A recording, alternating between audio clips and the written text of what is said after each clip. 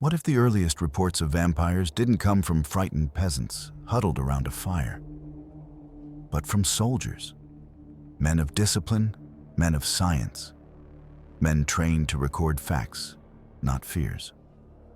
In the early years of the 18th century, Europe was still licking its wounds from a century of near constant war.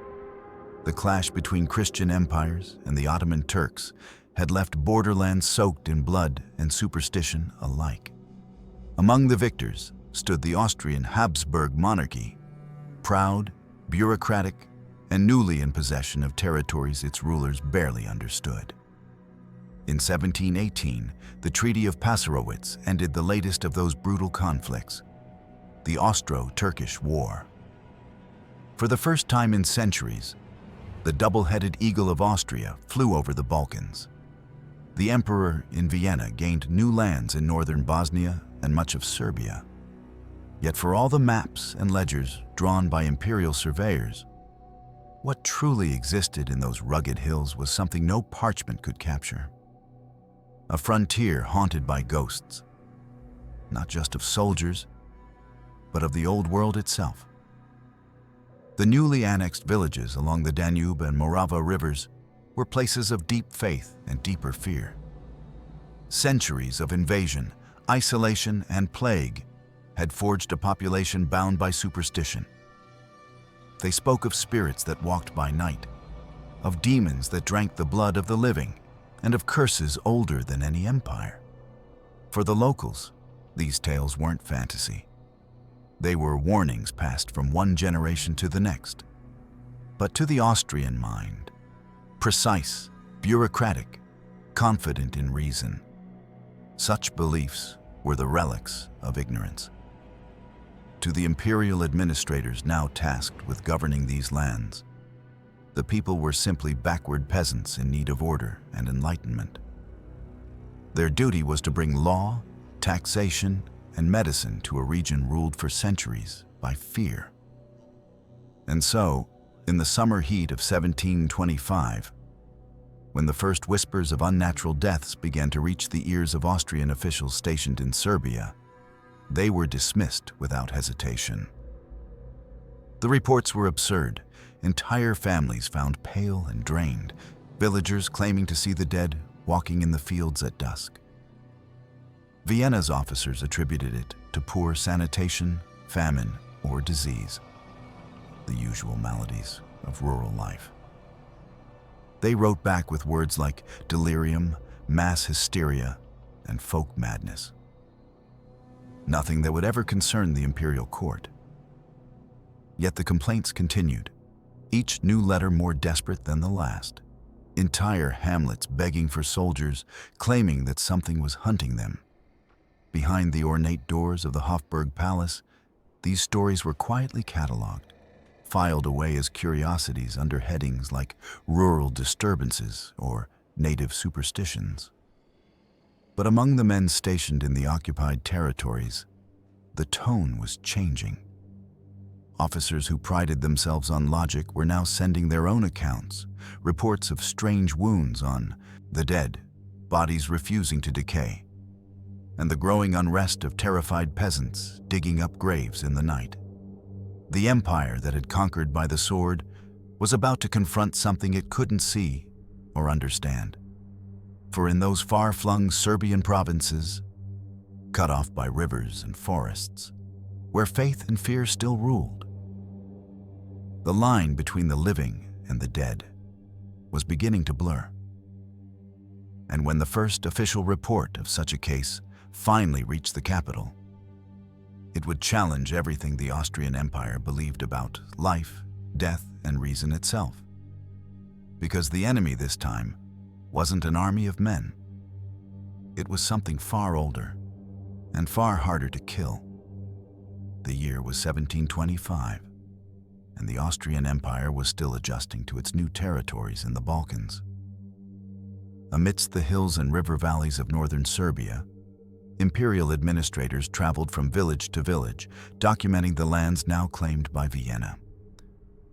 Among them was a man named Provisor Frombald, a civil servant, loyal to the crown, and firm believer in reason. His duty was simple: survey the settlements, record population counts, and report any irregularities to his superiors in Belgrade. But as his carriage rolled into a quiet riverside hamlet called Kisiljevo, he found himself stepping into a nightmare that no bureaucrat's training could explain. It began at dusk. Frombald noticed that the entire village seemed to be gathering near the churchyard. Dozens of figures, men, women, even children, moved through the mist, carrying torches and wooden tools. Their voices murmured in prayer and fear. The air was thick with the smell of smoke and freshly turned soil. Frombald dismounted, calling out to ask what was happening. No one answered. The villagers pressed on toward the cemetery, a rough patch of ground at the edge of the woods. Curiosity, and perhaps a sense of duty, pulled him after them. By the time he reached the graveyard, the ritual had begun. He pushed through the crowd, his boots sinking into the damp earth. Torches cast orange light over rough wooden crosses and stone markers. In the center of the circle, several men were digging furiously, their shovels striking wet clay with dull metallic thuds. The priest stood nearby, whispering Latin verses, his voice trembling as the villagers chanted beneath their breath. The ground gave way with a muffled groan. A coffin appeared, its boards darkened by soil and moisture. The men pried open the lid. Inside lay a corpse, a man of about 60. The villagers called him Petar Blagojevich. He had been dead for over 10 weeks.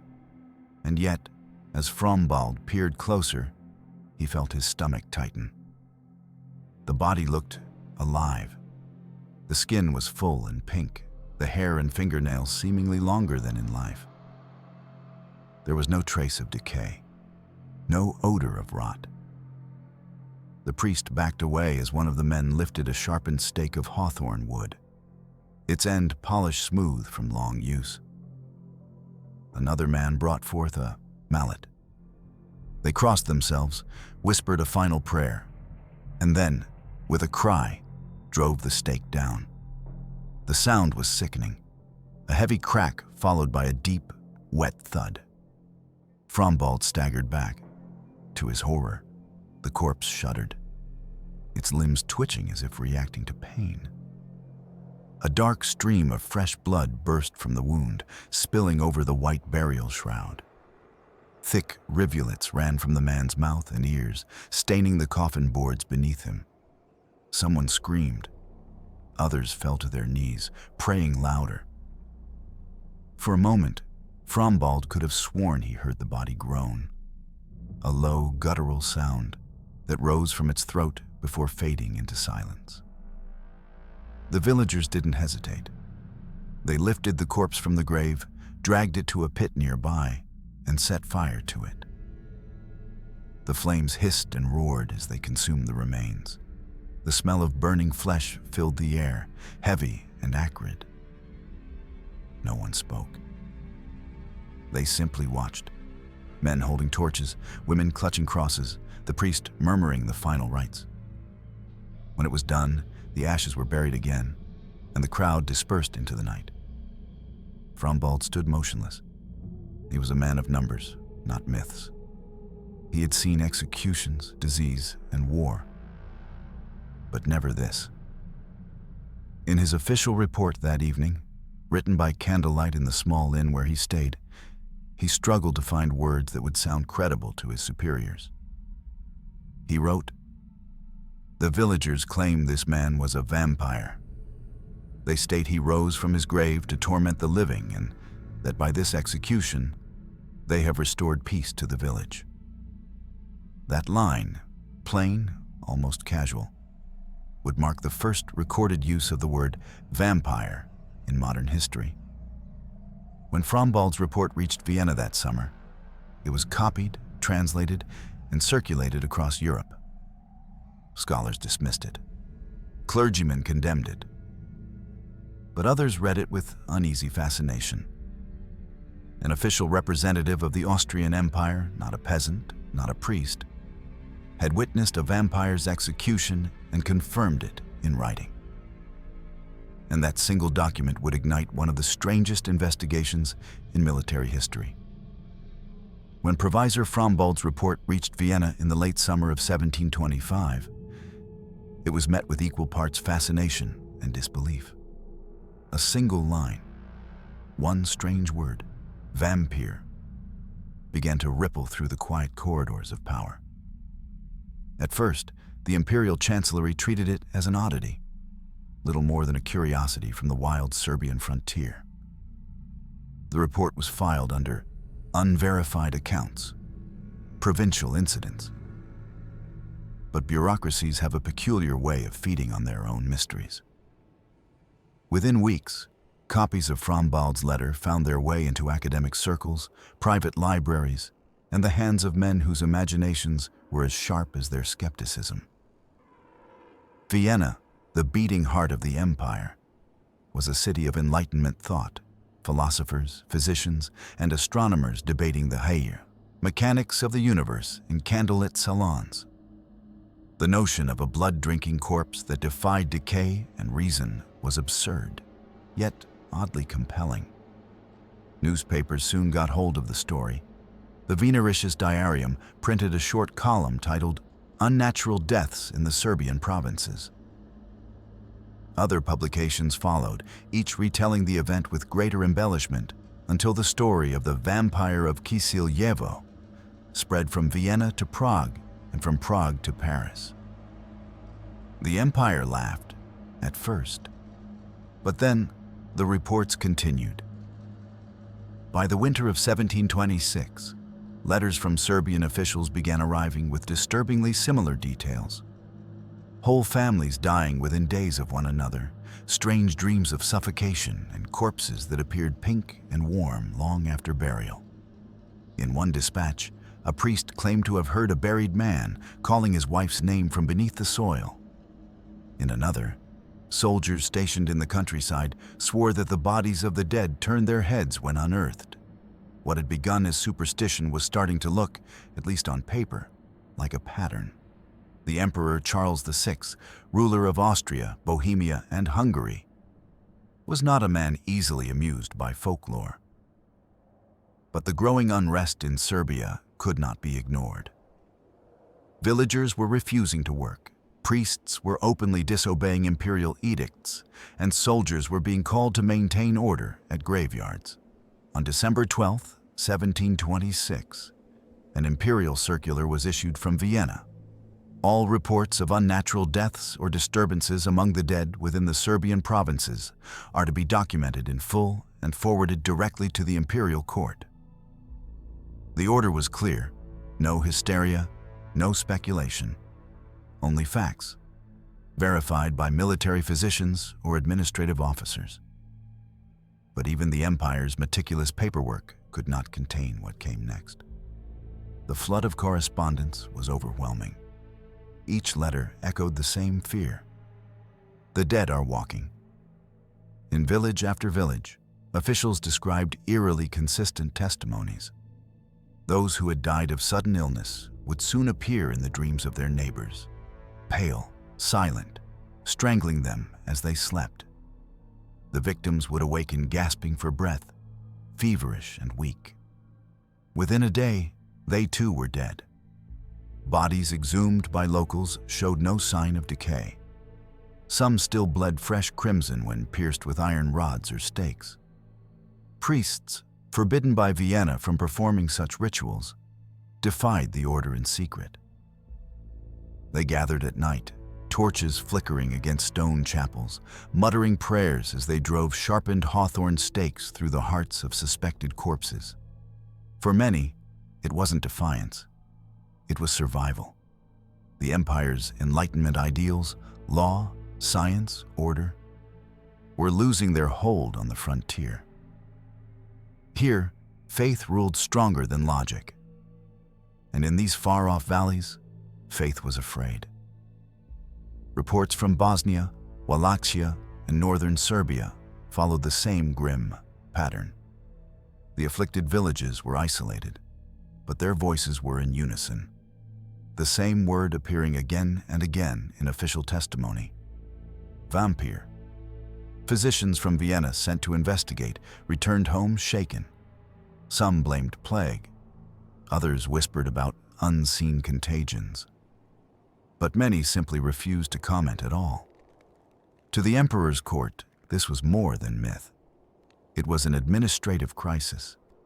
How could an empire claiming to represent reason rule over subjects still burning corpses and staking graves?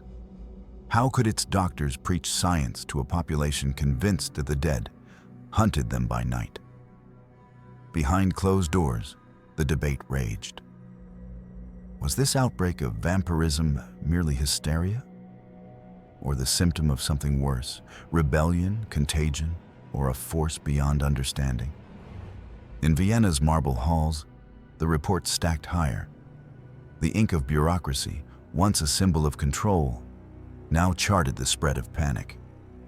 And as the empire's greatest minds sought explanations in medicine, faith, and philosophy, new, even darker accounts were making their way north. From a remote settlement called Medveja, word arrived of yet another outbreak. Entire households dead. Corpses exhumed, bodies fresh as if sleeping.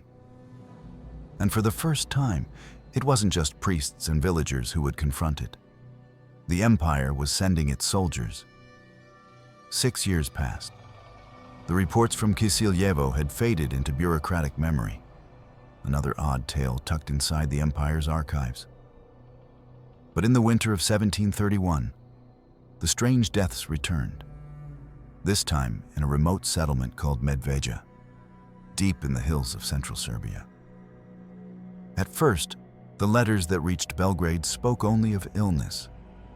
A handful of villagers struck down by fever, delirium, and exhaustion. Yet the pattern soon grew impossible to ignore. Victims claimed they were being visited at night by recently deceased neighbors. They would wake gasping for air, drenched in sweat, and within a day, they too were dead. The number of fatalities doubled in a matter of weeks. Word spread quickly, carried by frightened traders and priests traveling along the Danube. By the time the reports reached Vienna, the death toll had already climbed into the dozens. The empire could not afford another panic. The Balkan territories were still restless, too newly conquered, too distant, too wild. The Austrian command decided it was time for intervention. Under orders from Lieutenant Colonel Schnezer, a small detachment of medical and military specialists was dispatched from the regional headquarters at Jagodina. At their head was Dr. Johann Glaser, an imperial physician known for his skepticism and sharp intellect. A man who believed every mystery could be solved through reason.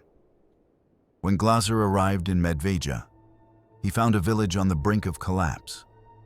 The churchyard was overrun with torches, the air thick with the smell of tallow smoke and fear. The villagers refused to touch the sick. They whispered that the dead were rising again, that the graves themselves were cursed. Schnezer's soldiers tried to impose order, confiscating shovels, posting guards around the cemetery. But the locals watched them with cold, knowing eyes. They had seen this before. They knew what had to be done. Glaser dismissed the talk of vampires as nonsense. To him, this was an epidemic, some unidentified contagion brought by trade or tainted livestock. He ordered that the recently buried be exhumed for examination, a decision that sent half the villagers fleeing into the woods. The first coffin was opened at dawn. Glaser leaned over the grave, notebook in hand, as the soldiers pried apart the lid. Inside lay the body of a man, dead for nearly a month. It shouldn't have looked like this. The corpse was supple, the skin warm to the touch. The face appeared almost peaceful, as though asleep. When the soldiers turned the body, liquid blood spilled from the mouth and nostrils, fresh and bright against the frozen earth. There was no smell of decay, no bloating, no insects. The physician's assistant murmured, "He looks alive." Glaser said nothing. He drew his knife and made a shallow incision across the chest. More blood welled up, thick, dark red. It shouldn't have been possible. One after another, the graves were opened. The same results: bodies seemingly preserved, skin pliant, hair and nails still growing. In several cases, the villagers claimed to recognize the faces. The very same dead men, they said, had come to them in dreams. Glaser, stubborn in his logic, documented every detail with precision. His notes from that day survive. The deceased, though interred for many weeks, presented a freshness of body inconsistent with natural decomposition. In some, the limbs yet retained flexibility. The viscera showed no sign of decay. Upon incision, blood issued freely, warm and fluid. For a doctor of the Enlightenment, it was a direct contradiction of everything he had been taught. The villagers watched from a distance, clutching their crosses. They told Schnetzer's men that these were no ordinary corpses, that the dead were feeding on them, one by one. And the more Glaser dismissed their pleas, the more terrified they became. When he ordered the bodies reburied intact, several villagers broke down in tears. They warned him, "If you do not destroy them, they will rise again." Within days, 3 more people were dead. That was enough. Glaser, shaken but still defiant, gathered his findings and retreated to Belgrade to submit his official report. He did not use the word vampire, but his descriptions left little doubt. Vienna received his document in early 1732. The tone was restrained but urgent. No trace of epidemic contagion could be found. The condition of the deceased cannot be explained by any known science. The villagers persist in their belief that these are the works of vampires. The wording alone was enough to alarm the court. An imperial physician, not a peasant, not a priest, had failed to provide a rational explanation. In the capital, the case divided scholars and clergy.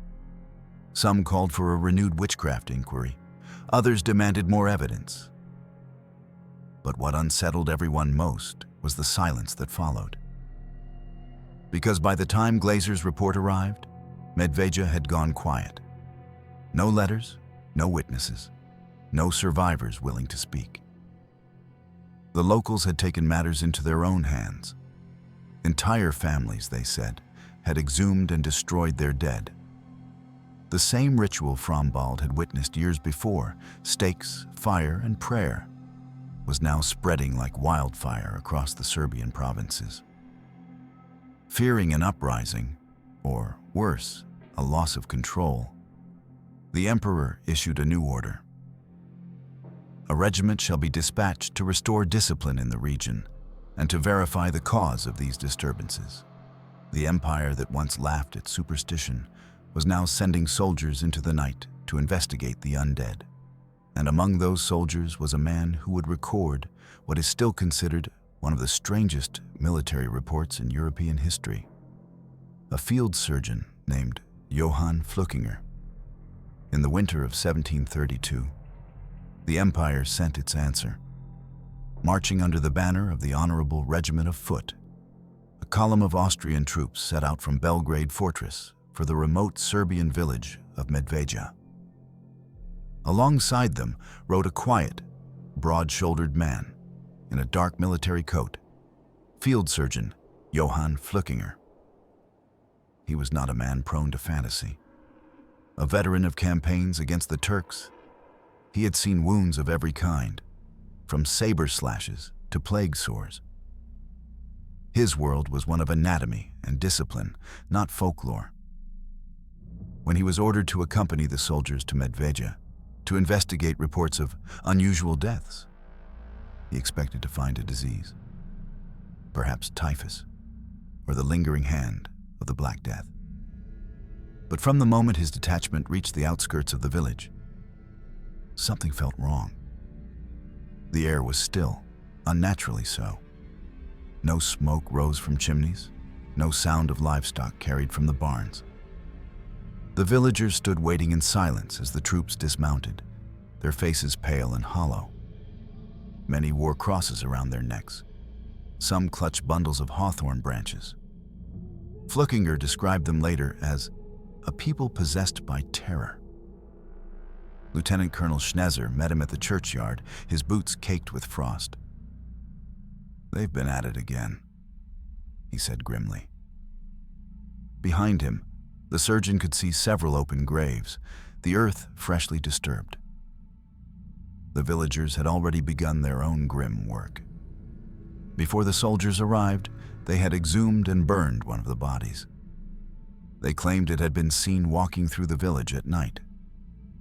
Flückinger ordered that no further graves be touched until he completed a proper medical examination. The villagers protested. The priest begged him to allow the rituals. But Imperial authority stood firm. The surgeon would investigate, and reason would prevail. Or so he thought. At first light, the examinations began. Soldiers formed a perimeter as Flückinger and his assistants set to work. The first coffin creaked open under the weight of frost and time. Inside lay the remains of a young man, dead for over a month. But remains was the wrong word.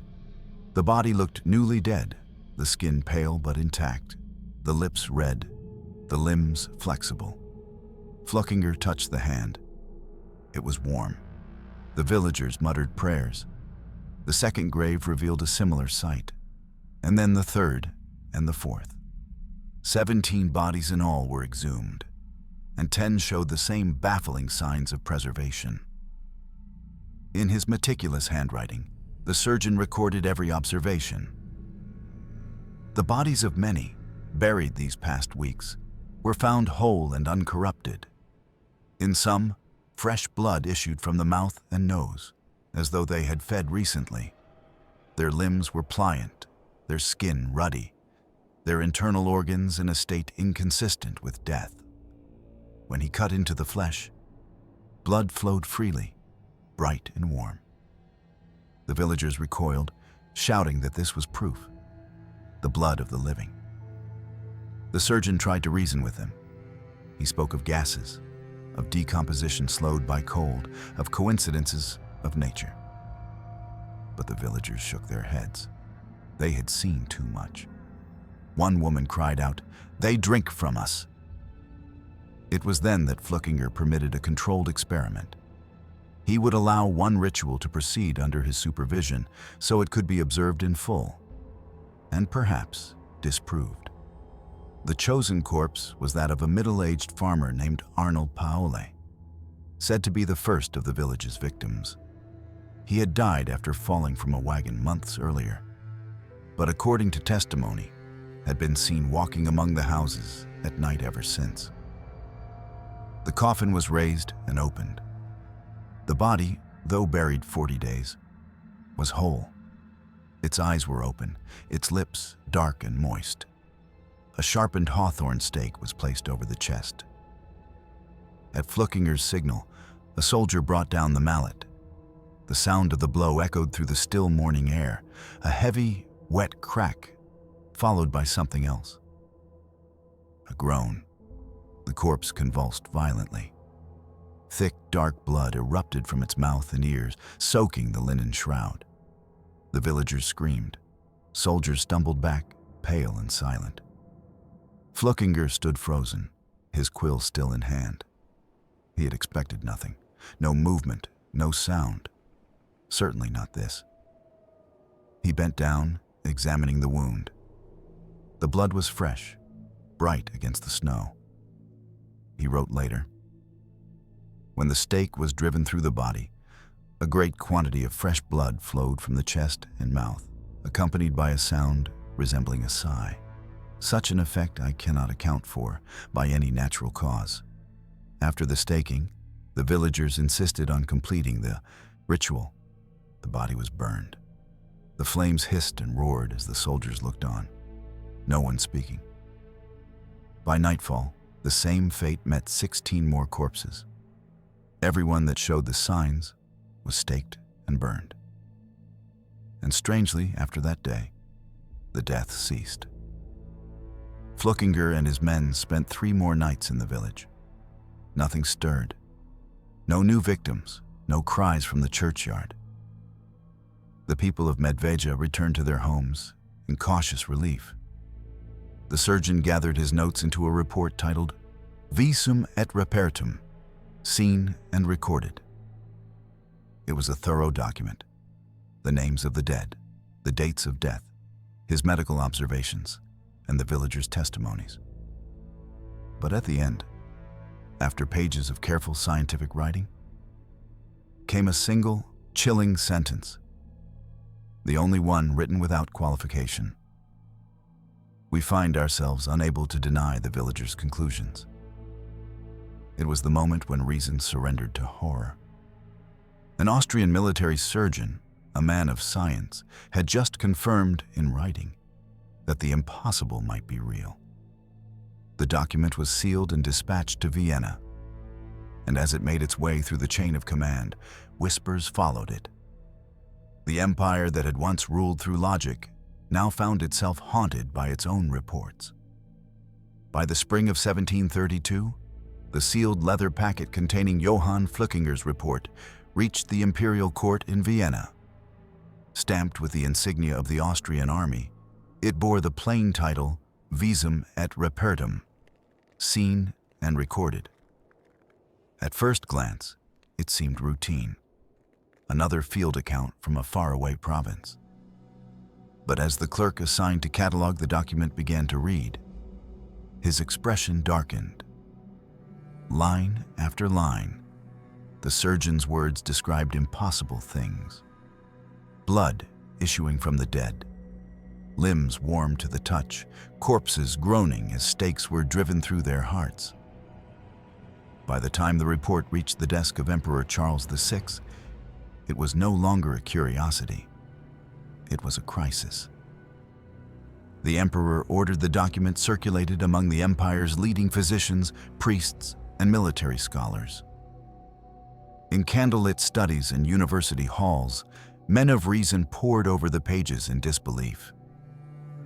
Could decomposition truly be delayed by the cold Balkan winters?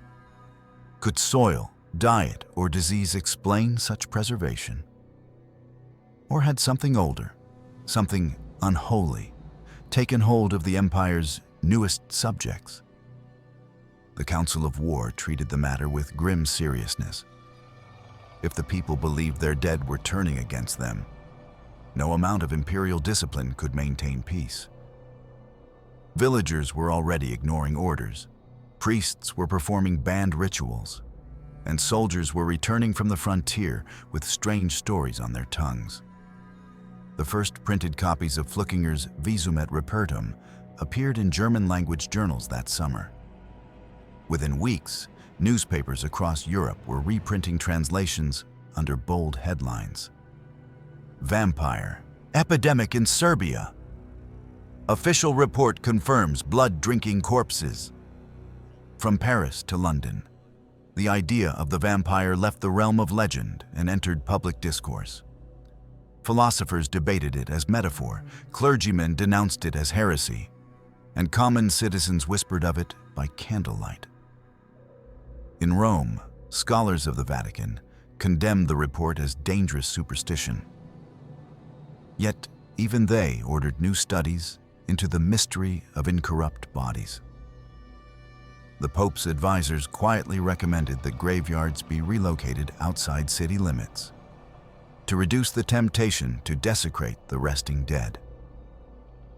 The Enlightenment, that proud age of science and certainty, had stumbled over something it could not explain. Meanwhile, in the Balkans, the panic continued. Villagers armed themselves with stakes and crucifixes. Local militias patrolled cemeteries at night. Priests defied their bishops to bless graves already consecrated. The empire's administrators, men who once prided themselves on order and modernity, found themselves drafting policies based not on evidence, but on fear. By imperial decree, New burial regulations were introduced. Graves were to be dug deeper, coffins sealed tighter. Burial grounds were to be moved beyond the city walls. Exhumations, the order read, shall be permitted only under supervision of medical officers. In effect, the vampire hysteria reshaped imperial law, superstition codified into bureaucracy. Vienna's elite tried to laugh it off, to dismiss it as the ignorance of peasants and soldiers. But in their private journals, many confessed unease. If a trained military surgeon could not explain what he had seen, if blood flowed where none should flow, what did that say about the limits of their knowledge? The vampire had become more than a monster. It was a mirror reflecting the fragility of reason itself. And as word of the Visum et Repertum spread across the continent, the empire that once claimed to rule through science began to kneel before the oldest fear of all, the fear of the grave. Voice over reflection. In a war-torn world, even rational men found themselves kneeling before superstition. Centuries passed, empires fell, borders shifted, and science marched forward. The vampire, once an official concern of the Austrian military, faded into the comfort of folklore. To most of Europe, it became fiction, a relic of Gothic novels and candlelit myths. But in the quiet valleys of western Serbia, the past has a way of staying alive. In 2012, the tiny mountain village of Zarožja, near the town of Bajina Bashta, found itself at the center of an old fear reborn. High above the Drina River stood a crumbling, 300-year-old watermill, abandoned, weathered by centuries of rain and wind. To outsiders, it was just another ruin. But to the people of Zarožja, it was the home of someone far older than the village itself. They called him Sava Savanović, the vampire of the mill. Local legend held that Sava had once lived there, luring travelers inside after nightfall to drain them of blood. For generations, villagers avoided the place after sundown. Even children walking past at dusk would make the sign of the cross. When, in the autumn of 2012, the roof of the old watermill collapsed, it was more than a loss of heritage. It was the collapse of the vampire's home. And to the people of the valley, that meant something had been released. Within days, panic spread. The mayor's office received reports of strange shadows moving through the forest, of cattle found drained and pale, of footsteps outside windows in the dead of night. In the local markets, sales of garlic skyrocketed. Hardware stores sold out of wooden stakes, hawthorn specifically, the same wood that had once been used in the 18th century executions. No one dared walk alone after sunset. Tour guides refused to approach the mill's remains, and several villagers were said to have slept with crucifixes nailed above their doors. The story made international headlines. Serbian town on alert after vampire legend resurfaces. To journalists, it was folklore, a curiosity from a superstitious countryside. But to those who lived there, it was serious. One elderly resident told a reporter, "It is not wise to joke about these things. The blood remembers what the mind forgets." The parallels were haunting. Nearly 300 years earlier, the Austrian Empire had sent doctors and soldiers into these same hills to silence rumors of the undead. And they, too, had returned shaken and uncertain. Now, in an age of satellites and smartphones, villagers once again reached for garlic and prayer. Different century, same fear. Even after the watermill was rebuilt as a tourist attraction, the legend persisted. Locals still refused to enter the structure at night. Travelers passing through the Drina Valley still report seeing lights flickering by the riverbank, a soft glow that vanishes when approached. And every few years, when storms roll down from the Tara Mountains and lightning flashes across the valley, someone inevitably claims to have seen a figure standing by the ruins, pale and silent, watching. The empire's maps may have changed, its borders redrawn, its rulers forgotten. But the shadow that began with a single report in 1725 still lingers. The vampire never truly died. It simply adapted, taking new forms in the imagination of each passing generation.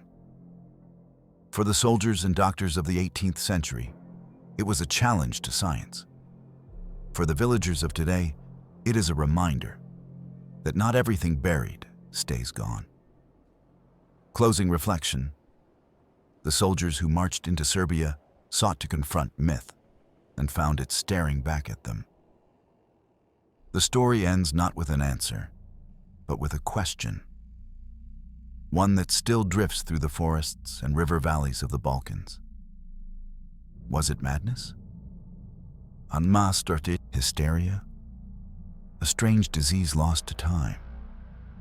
Or did those soldiers truly glimpse something that has never left?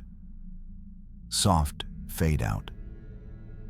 If these official reports taught us anything, it's that history remembers what science refuses to explain.